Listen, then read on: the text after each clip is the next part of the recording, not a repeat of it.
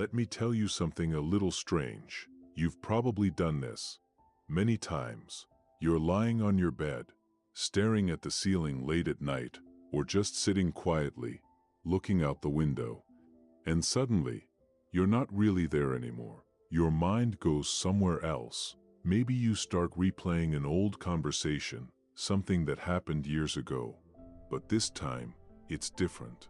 This time you say the perfect words. You win the argument. People finally understand you. Everything goes exactly the way you wanted. Or maybe your mind jumps somewhere else. You imagine a future version of yourself.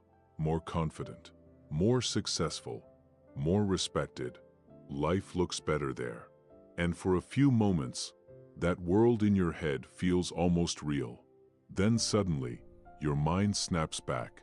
You're back in your room, back in the present, and there's this weird feeling. Part of you feels okay, but another part of you feels a little disappointed. Because for a moment, that imagined life felt better than the real one. Here's the shocking truth most people don't realize. Your brain is doing this on purpose. It's not random. Your mind is actually running simulations.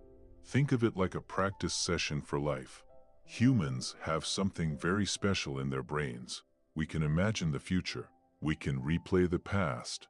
We can mentally rehearse situations before they happen.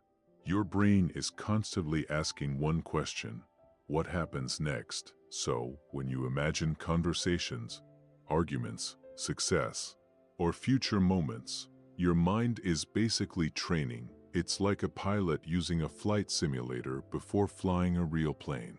The brain runs scenarios. What if I say this? What if they react like that? What if everything goes wrong? This ability helped humans survive for thousands of years. But sometimes, something interesting happens. The simulation becomes an escape.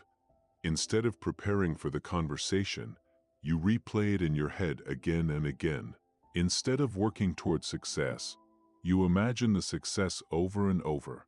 Instead of letting go of the past, you relive it. And slowly, the imagined world becomes more comfortable than the real one. Why? Because inside your mind, you control everything. You control what you say.